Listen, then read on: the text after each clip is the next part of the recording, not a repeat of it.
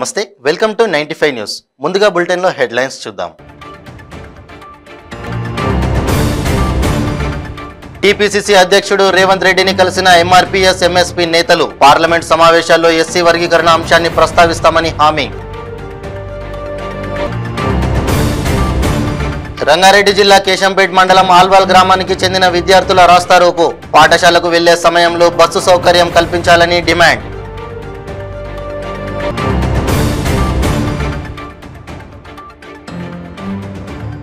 మంచిర్యాల జిల్లాలో తీవ్ర విషాదం. ఇంట్లో మంటలు చెలరేగి 6 సజీవ దహనం.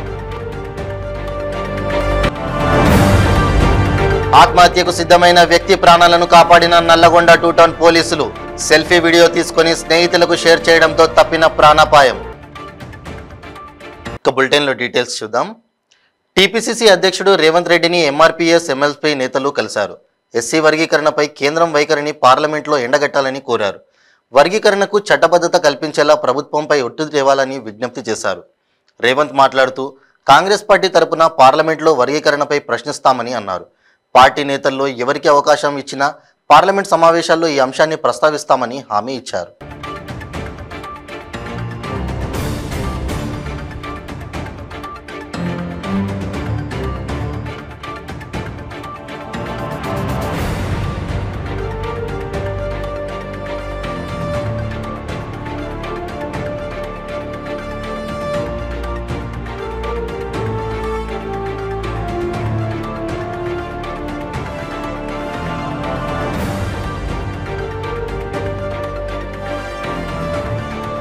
రంగారెడ్డి జిల్లా కేశంపేట్ మండలం అల్వాల చౌరస్తాలో అల్వాల్ గ్రామానికి చెందిన విద్యార్థులు ప్రధాన రహదారిపై బైఠాయించి ధర్నా చేపట్టారు. షాద్ నగర్ బస్ డిపో అధికారులకు వ్యతిరేకంగా నినాదాలు చేశారు. పాఠశాలకు వెళ్లే సమయంలో తమకు బస్సు సౌకర్యం లేక తీవ్ర ఇబ్బందులు పడుతున్నామని ఆగ్రహం వ్యక్తం చేశారు. కొత్తపేట ప్రభుత్వ పాఠశాలలో చదివే విద్యార్థినులను పాఠశాలకు రోడ్డుపై నడుచుకుంటూ వెళ్తుంటే కొందరు యువకులు ర్యాగింగ్కు పాల్పడుతున్నారని ఆవేదన వ్యక్తం చేస్తున్నారు. సంబంధిత అధికారులు, స్థానిక ప్రజాప్రతినిధులు తమ గ్రామానికి బస్సు సౌకర్యం కల్పించాలని కోరుతున్నారు.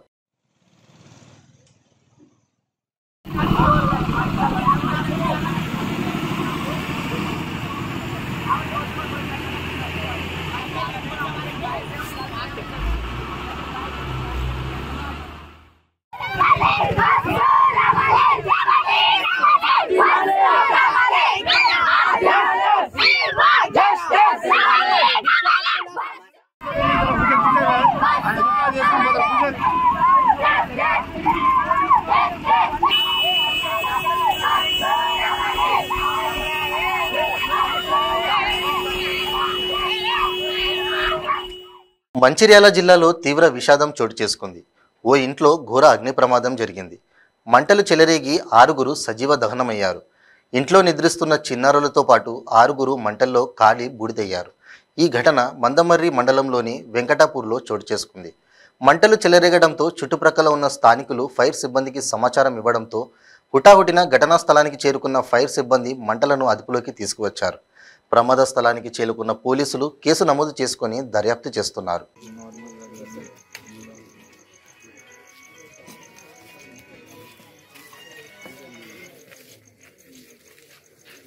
మంచిర్యాల జిల్లా మందమర్రి మండలం రామకృష్ణాపూర్ పోలీస్ స్టేషన్లోని వెంకటాపూర్ అనే గ్రామం లోపల మాసు శివయ్య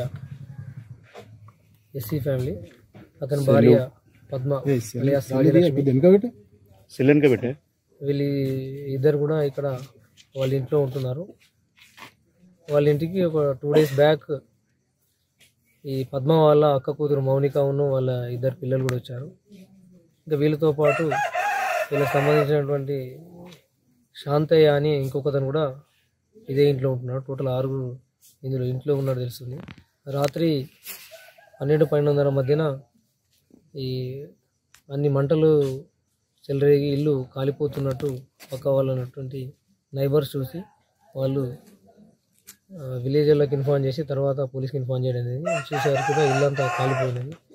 ఆ ఇంటి లోపల ఈ మాసు శివయ్య, అతని భార్య, వాళ్ళ పద్మ వాళ్ళ అక్క కూతురు మౌనిక, వాళ్ళ పిల్లలు, అదేవిధంగా శాంతి, టోటల్ 6 మెంబర్ వరకు ఇంట్లో ఉన్నట్టు తెలుస్తున్నది.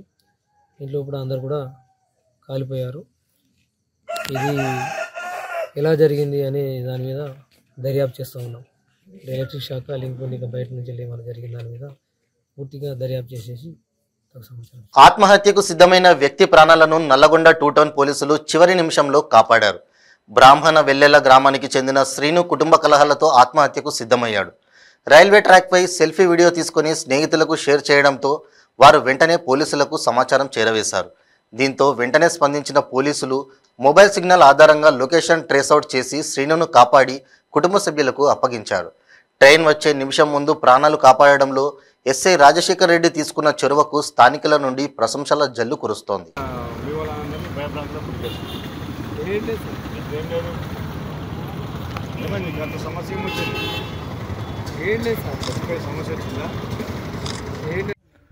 నా ప్రియమైన గ్రామ ప్రజలకు తెలియజేయనిది ఏమనగా, నా చావుకు కారణం మా నాన్న అనగా సోనబోయిన అడిమయ్య, మా సిస్టర్సు కడారి మాధవి, బొడ్డు జానకి, గంగనబోయిన యమున నా చావుకు కారకులు. నేను ఇదే రోజు లాస్టు మీకు కనిపించడం. నేనైతే ఉండను, వెళ్ళిపోతున్నా. ఇది నేను చెప్పాలనుకున్న మ్యాటరు. ఇప్పుడు ఆల్రెడీగా నేను ఎక్కడున్నా అంటే ఇక లొకేషన్ మాత్రం ఇక్కడ దగ్గర లేదు. ఇది దూరం, చాలా దూరంలో ఉన్నా. నేను ఆంధ్రాలో ఉన్నా, ఆంధ్ర సైడు. బాయ్. అందరికి ఇదే నా లాస్ట్ చివరి చూపు లాస్ట్. బాయ్. ఇదే నా ఎవిడెన్సు, నా సాక్ష్యం. ముఖ్యంగా చెప్తున్న గ్రామ సర్పంచ్ గారికి, మాజీ ఎంపీపీ గారికి, గ్రామ సర్పంచ్ అశోక్ రెడ్డి మాధవి గారికి, మాజీ ఎంపీపీ భద్రెడ్డి వెంకరెడ్డి గారికి, ఎంపీటీసీ యాదయ్య గారికి, మాజీ సర్పంచ్ నరసింహ గారికి నేను ఇదే రిక్వెస్ట్ చేసి చెప్తున్నా. నాకు జరిగిన అన్యాయం ఇంకోళ్ళకి జరగొద్దు. సంగారెడ్డి జిల్లా జిన్నారం మండలం గడ్డపోతారం పారిశ్రామిక వాడలోని హెటిరో ల్యాబ్ పరిశ్రమ పరిసర ప్రాంతాల్లో పులి సంచారం స్థానికంగా కలకలం రేపింది. పరిశ్రమలలో పనిచేస్తున్న కార్మికులు ఆందోళన చెందారు. సంఘటనా స్థలాన్ని ఫారెస్ట్ అధికారులు పరిశీలిస్తున్నారు.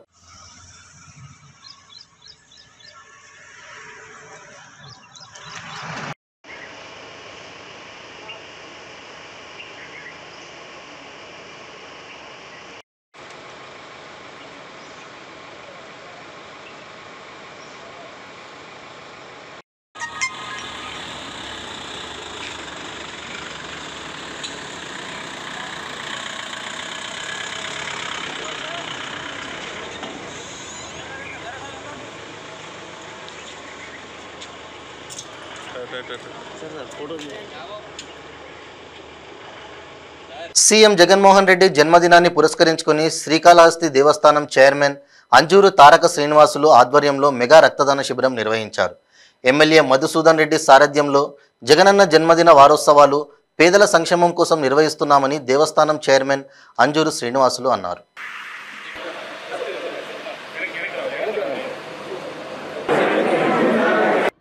రాష్ట్ర ముఖ్యమంత్రి గారిలో వైఎస్ఆర్ కాంగ్రెస్ పార్టీ అధ్యక్షులు జగన్మోహన్ రెడ్డి గారి జన్మదిన సందర్భంగా శ్రీకాళహస్తి నియోజకవర్గ నాయకులు ప్రియతమ శాసనసభ్యుడు బిఎం మసిరెడ్డి గారు ఈ రాష్ట్రంలో ఎక్కడా లేని విధంగా జగనన్న పుట్టినరోజు సంబరాల్ని వారోత్సవాలుగా ఏర్పాటు చేసి పల్నాడు, గుంటూరు జిల్లాల్లో హైటెన్షన్ నెలకొంది.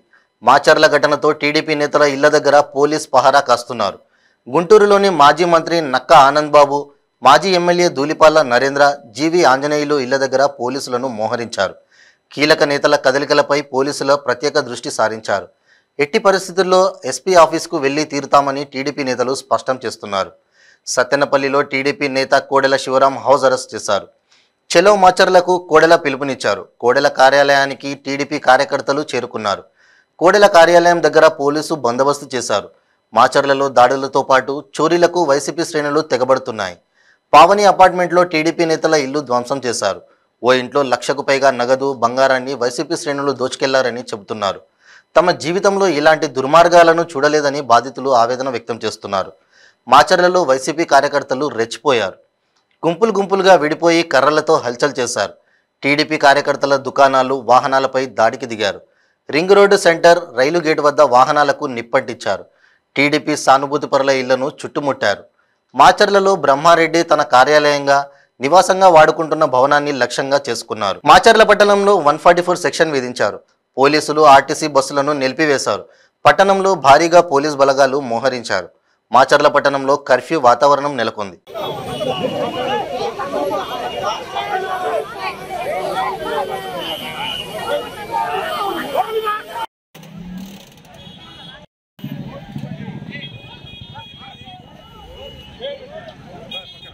ఇందులో ఫ్యాక్షన్కి సంబంధించిన మూలాలు ఎక్కువగా ఉన్నాయండి. ఈ మాచర్లలో జరిగినటువంటి ఈరోజు జరిగిన బోత్ సైడ్స్ గలాటలు ఏవైతే జరిగాయో పార్టీస్ తరఫున, ఈ ఫ్యాక్షన్కి సంబంధించిన లీడర్లంతా కూడా ఏదో ఒక పార్టీలో జాయిన్ అయ్యి పార్టీలు సపోర్ట్స్ తీసుకుంటున్నారు.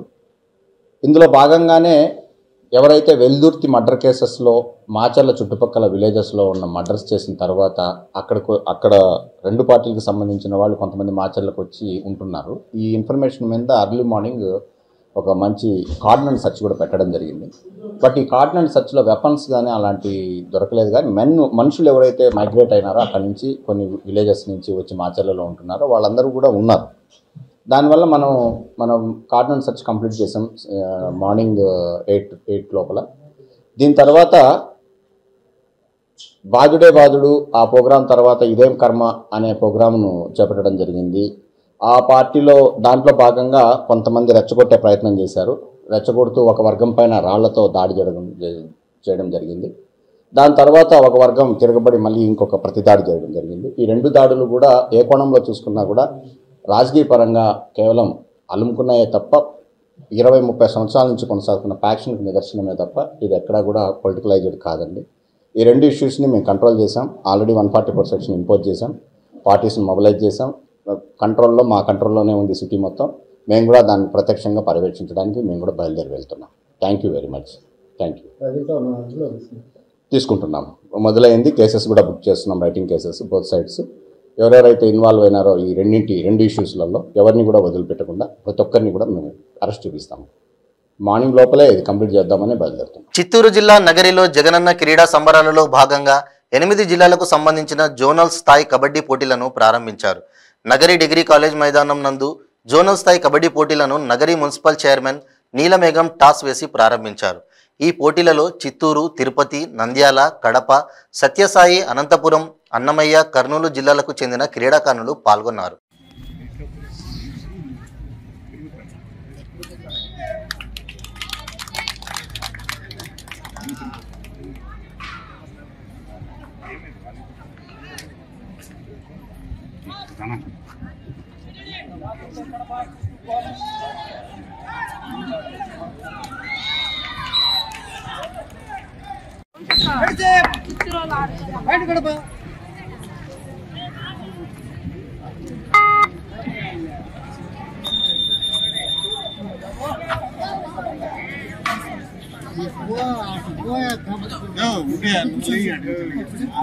అనకాపల్లి జిల్లా పాయకరావుపేట మండలం సత్యవరం గ్రామంలో ఇదేం కర్మ మన రాష్ట్రానికి కార్యక్రమంలో తెలుగుదేశం పార్టీ రాష్ట్ర పోలిట్ బ్యూరో సభ్యురాలు వంగలపూడి అనిత పాల్గొన్నారు.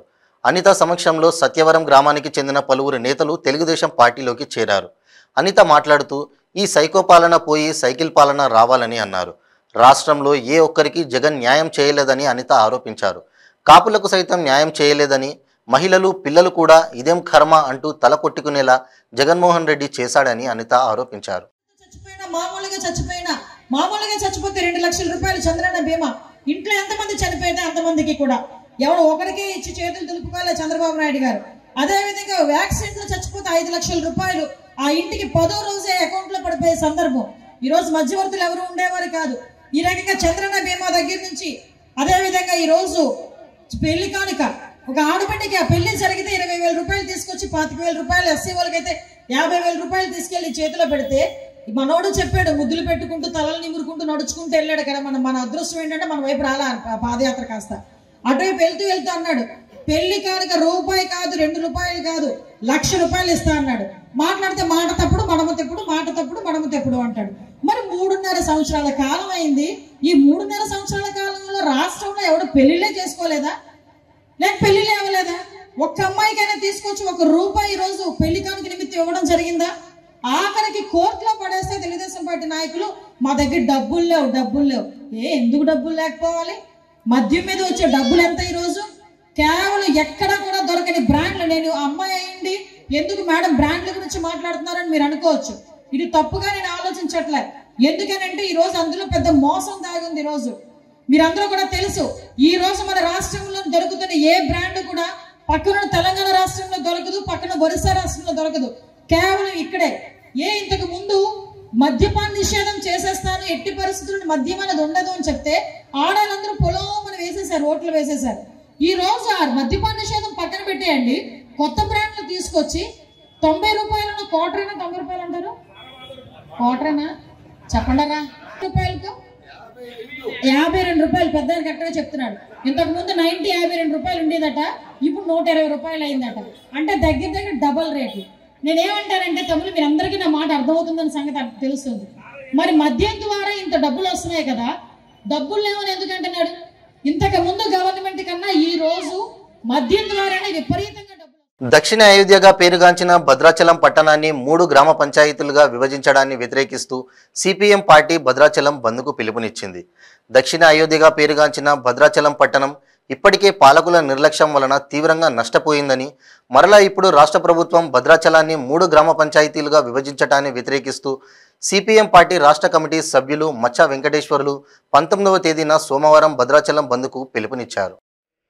నా పేరు మచ్చా వెంకటేశ్వర్లు, సిపిఎం భద్రాద్రి జిల్లా సెక్రటరీ మెంబర్ని, భద్రాచలం నియోజకవర్గ కన్వీనర్ని.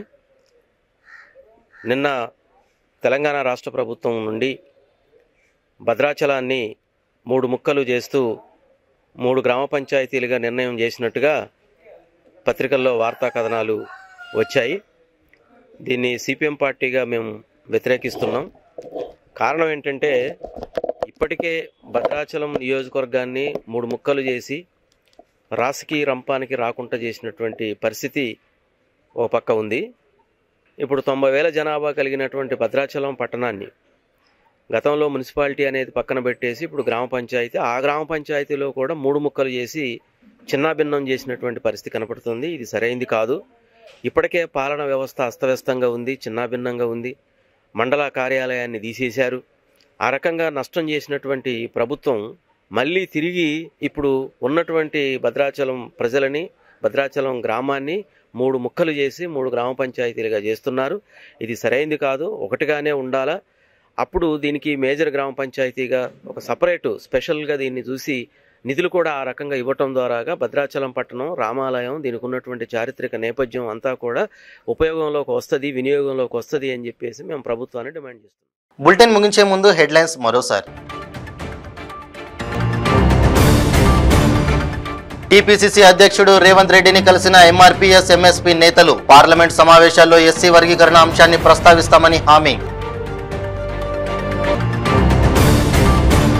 రంగారెడ్డి జిల్లా కేశంపేట్ మండలం ఆల్వాల్ గ్రామానికి చెందిన విద్యార్థుల రాస్తారోకో, పాఠశాలకు వెళ్లే సమయంలో బస్సు సౌకర్యం కల్పించాలని డిమాండ్.